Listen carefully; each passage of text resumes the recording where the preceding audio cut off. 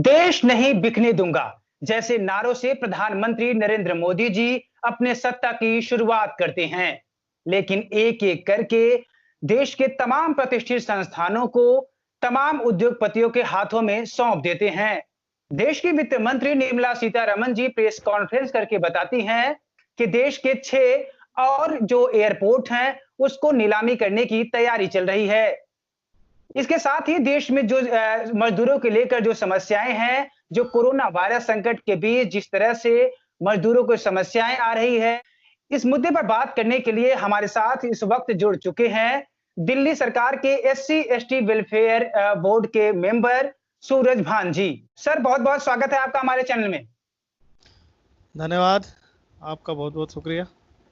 Sir, मेरा पहला सवाल है आपसे, आप इसको कैसे देखते हैं? जिस तरीके से प्रधानमंत्री जी बोला करते थे कि हम देश को नहीं बिकने देंगे, लेकिन धीरे-धीरे करके जो प्रतिष्ठित संस्थान है उसको उद्योगपतियों के हाथों में सौंपते जा रहे हैं। अब खबर आप भी अभी 2 दिन पहले की बात है, निर्मला सीतारमण जी प्रेस कॉन्फ्रेंस करके बताती हैं कि 6 जो एयरपोर्ट हैं उनको फिर से हम मतलब कि नीलामी करने की तैयारी कर रहे हैं। आप इसको कैसे देखते हैं?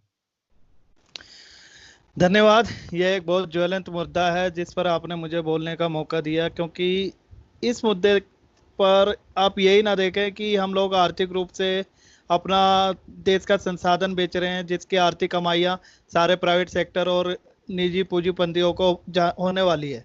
क्योंकि आप जानते होंगे कि जितना भी सरकारी उपक्रम होता है उस सरकारी उपक्रम में एक आरक्षण भी दिया गया है, जो हमारे संविधान निर्माताओं के द्वारा एक प्रावधान दिया गया कि भाई कुछ वर्ग जो पिछड़े हैं, वंचित हैं, उनको लिए एक आरक्षण का प्रावधान दिया गया।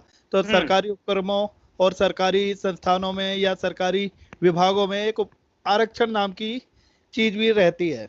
लेकिन जब आप देखेंगे कि ये प्राइवेटाइजेशन हो रहा है, निजीकरण हो रहा है, और निजीकरण द्वारा जो देश की चीजें दूसरे पूंजीपतियों को, व्यवसायियों को बेची जा रही है, आप क्या समझते हैं ये व्यवसाय या ये जो भी हमारे उपक्रम बेचे जा रहे हैं, क्या सरकारी तंत्र में जो कर्मचारी अभी एम्प्लॉयड हैं, जो वहां पर काम कर रहे हैं, क्या वो लोग सक्षम नहीं है कि इस संसाधन को, इस संस्थान को ऊपर ले जाएं?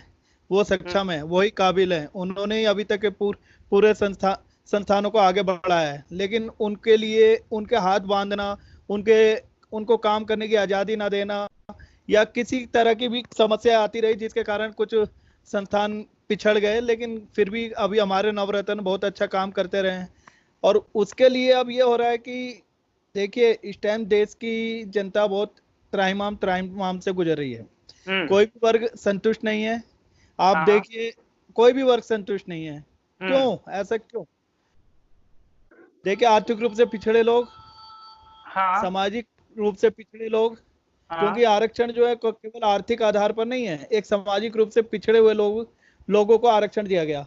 लेकिन ये जो प्राइवेट सेक्टर आ जाता है, इसमें प्राइवेट सेक्टर में किसी भी प्रकार का आरक्षण नहीं रह जाता। और जब आरक्षण नहीं रह जाता तो जो हमारी सुरक्षा, जो रिजर्व कैटेगरी की सुरक्षा, एक संविधान कहीं नौकरियों पर भी लोगों का संकट, बिल्कुल नौकरियों पर संकट तो जाएगा ही, और दूसरा छटनी हो जाएगी, नए लोगों का शोषण होगा, जो नई अपॉइंटमेंट्स होंगी उनको जो उनके पर्क्स, उनके अलाउंसेस, उनको सैलरीज मिलनी चाहिए, उसकी जगह वो ठेकेदारी पर। जिस तरीके से अभी आप देखे होंगे कि एमटीएनएल का जो हालत हो रखी है, उसकी इसके पीछे कहीं ना कहीं ये सब जो फैक्टर होते हैं जिम्मेदार होते हैं, क्योंकि अगर हम प्राइवेट का बढ़ावा देते हैं तो सरकारी जो तंत्र हैं वो पूरी तरह से नष्ट हो जाते हैं। सरकारी तंत्र को तो धीरे धीरे नष्ट किया जाता है, उनको इस स्तर पर लाने की कोशिश की जाती है कि ये लोग बिल्कुल ही जीरो पर पहुंच जाएं और ये विभाग हम बीमार घोषित करें, और उसके बाद एक प्राइवेट सेक्टर के हाथों में सौंप दे। प्राइवेट हाथों में जाते ही वो सोने की खान बन जाता है। लेकिन वही सोने की खान जो हमारे सरकारी कर्मचारी जिस विभाग को चलाते आ रहे थे, और जिसको वो बहुत अच्छी तरीके से चला सकते हैं, सक्षम है, लेकिन उसको धीरे धीरे बीमार कर दिया जाता है और दूसरे पूंजीपतियों को सौंप दिया जाता है। ये कौन सी परंपरा हमारे देश में प्रारंभ हो गई है? क्या हम लोग नहीं चाहते कि जो आरक्षित और वंचित वर्ग है, जिसको एक संरक्षण सरकारी संस्थाओं में मिला हुआ है, उस चीज को हम खत्म करने जा रहे हैं? ऐसा क्यों? क्या ये जो सरकार है वो कई बार आरक्षण पर भी सवाल उठाती है। आरक्षण खत्म करने की कई बार साजिशें ऐसी देखने को आई हैं, तो आपका क्या कहना है इस पर? सर ये तो स्पष्ट है, और काफी लोग बहुजन समाज और जितने भी रिजर्व कैटेगरीज के लोग हैं वो सब ये चीज देख रहे हैं। इस हम्म। सरकार के आने के बाद कई बार कई तरीके से इस आरक्षण पर कुठाराघात किया गया है। आपने हम्म। देखा होगा, अभी भी सुप्रीम कोर्ट से कुछ ना कुछ ऐसे जजमेंट आ जाते हैं जो कि किसी भी कैटेगरी को वो स्वीकार्य नहीं होंगे, लेकिन वही है, सुप्रीम कोर्ट का आदेश है तो उस पर कोई बोल नहीं सकता। कई चीजें ऐसी हैं जहां प्राइवेटाइजेशन कर करके आरक्षण खत्म किया जा रहा है। अभी पीछे जॉइंट सेक्रेटरीज की रिक्रूटमेंट हुई सेंट्रल गवर्नमेंट द्वारा, वो डायरेक्ट भर्ती कर लिया गया, उसमें किसी भी रिजर्व कैटेगरी को कोई आरक्षण नहीं दिया गया। तो कई हम्म। संस्थान ऐसे होते जा रहे हैं जहां जहां से रिजर्व कैटेगरीज के लोगों को आउट किया जा रहा है। हम्म। इसका मतलब तो ये हुआ कि वो लोग अभी भी उसी पुरानी परंपराओं में जाएं, जाके साहूकार के यहाँ पे मजदूरी करें, उनके बच्चे तरक्की ना करें, उन लोगों को गुलामी की दशा तक पहुंचाने का पूरा हथियार इन्होंने अपना लिया है। अभी जो देश में करंट सिचुएशन चल रहा है, मजदूरों की जो हालात हो रखी है, कोरोना की आड़ में मजदूरों पर जो जुल्म ढाया जा रहा है, जो इस पर क्या कहना है आपका? देखिए सर, इसमें भी एक बहुत बड़ी बात है। आपने देखा होगा, विदेशों में फंसे हुए या मिडिल क्लास या हायर क्लास के लोग फंसे थे, तो उनको हाँ। लाने के लिए हवाई जहाज भेजे गए और हाँ। उनको सारी सुविधाएं दी गई, हम्म। बड़े आराम से, बड़े आदर से और सारी सुविधाओं से, बहुत अच्छा खर्चा करके सरकार ने उनको बुला लिया और हम्म। सारा रास्ता उनका आसान कर दिया, ठीक है। हम्म। दूसरी तरफ एक गरीब मजदूर आदमी, जो मजदूर हमारे देश का निर्माता है, हम्म। वो बात अलग है, कोई स्वीकारता नहीं है। मुंह से भाषणों में सब लोग बोलने वाले हैं, लेकिन हम्म। स्वीकारता नहीं है। यदि उनको स्वीकारा जाता है तो आज की डेट में उनके लेबर लॉस की कोई भी हानि नहीं होती। उनके लेबर लॉस पे सबसे ज्यादा कुठाराघात होता है। लेबर लॉस को ईमानदारी से इम्प्लीमेंट नहीं किया जाता है। किसी भी जो अपने मजदूर वर्ग है, इनको लेबर लॉस के पूरे फायदे नहीं मिल रहे हैं। सब दूसरी बात, आपने देखा होगा, मजदूर वर्ग कौन है? वंचित, शोषित और ज्यादातर पिछड़े हुए लोग ही ज्यादातर मजदूर वर्ग में कैटेगरी में जीवन जी रहे हैं, क्योंकि हम्म। हमारा देश सदियों से यही पीड़ा झेलता है कि वो जो पिछड़े वंचित लोग हैं उनका शोषण हो, और उनका शोषण भी करो और उनको प्रताड़ित भी करो, पीटो, लठबाजी करो, जो मर्जी आप हम्म। लोग कर लीजिए, और हम्म। उनको कोई हिमायत ही नहीं, कोई संरक्षण नहीं। ऐसा क्यों इस ये देश में आपको दोहरा?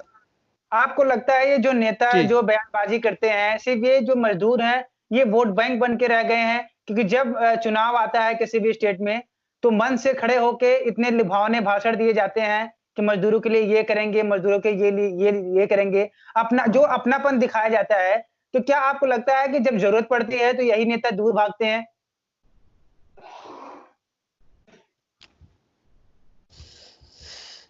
सर, जैसा कि आप देखते होंगे, मजदूर वर्ग को चुनावों में भीड़ के लिए इस्तेमाल किया जाता है। कहा जाता है हुँ। लो 100 रुपए, लो 200 रुपए, क्योंकि उनको बेकार, मजबूर इस हालातों में रखा जाता है कि उनको तो 100 200 रुपए में रैलियों में बुलाकर इस्तेमाल कर लिया जाता है। उसके हाँ। बाद चुनाव होते हैं। चुनाव के दौरान कुछ लोग अपनी आइडियोलॉजी ये लेकर चलते कि हिंदूवाद या किसी भी संप्रदायवाद के आधार पे अपना वोट ले लेते हैं, कि कोई ये नहीं कहता कि हम इस दशा को सुधारेंगे, हम इस हुँ। दशा से आगे बढ़ाएंगे, कुछ देश की तरक्की करेंगे। ये लोग ये चाहते ही नहीं कि इस देश में तरक्की हो। देश की हुँ। तरक्की क्या, इन मजदूरों की तरक्की होने से देश की तरक्की नहीं होगी? कुछ हुँ। विशेष वर्ग को ही तरक्की देने से तरक्की होगी क्या? हम विश्व शक्ति केवल कुछ विशेष वर्ग को देकर ही बन सकते हैं क्या? सब चीज बेचकर, पैसा कमाकर और खर्चे पूरे कर करके, सरकार चलाकर, क्या हम विश्व की शक्ति बन जाएंगे? ऐसा तो बिल्कुल ही गलत है। अगर आप कहीं जा रहे हैं, अपॉर्चुनिटीज क्रिएट भी तो कीजिए। जो हुँ। नए जनरेशन आ रही है उनके लिए रोजगार की व्यवस्था नहीं है, और जो रिजर्व कैटेगरीज को किसी ना किसी तरीके से रिजर्वेशन के आधार पर कुछ रास्ते बन जाते थे, वो रास्ते आपने बंद कर दिए। डी ग्रुप की रिक्रूटमेंट बंद कर दी। पहले प्रत्येक घरों में, जो गरीब घर थे उनमें प्रत्येक घरों में कोई ना कोई फोर्थ क्लास या डी ग्रुप की कैटेगरीज में जॉब कर रहा होता था, तो एक परिवार को पाल लिया करता था। पिछले हुँ। हुँ। पीढ़ी में हमने देखा था प्रत्येक घर में या कुछ ज्यादातर घरों में एक ना एक बंदा, चाहे फोर्थ क्लास में था, सरकारी नौकरी में था, उन्होंने अपनी जनरेशन को पढ़ाया और थोड़ा बहुत कामयाब किया, लेकिन फिर भी उतनी प्रतिस्पर्धा में नहीं आ पाए, जिस हुँ। कारण अभी तक भी काफी लोगों में पिछड़ापन चल रहा है। लेकिन टैलेंट की कमी नहीं है, लेकिन बस यही है, कोई ना कोई बाधाएं बनाई जा रही हैं, कुछ ना कुछ ऑब्स्टेकल क्रिएट की जाती है। कहीं ना कहीं इनकी नीयत ही खराब है, ये सच्ची बात है कि नीयत खराब है। नीयत पता नहीं कोई सरकार दे नहीं पा रही, क्यों लोग बेईमानी से इस देश को चलाना चाहते हैं। चलिए सर, हमसे बात करने के लिए बहुत बहुत धन्यवाद आपका। धन्यवाद। जय हिंद, जय भारत।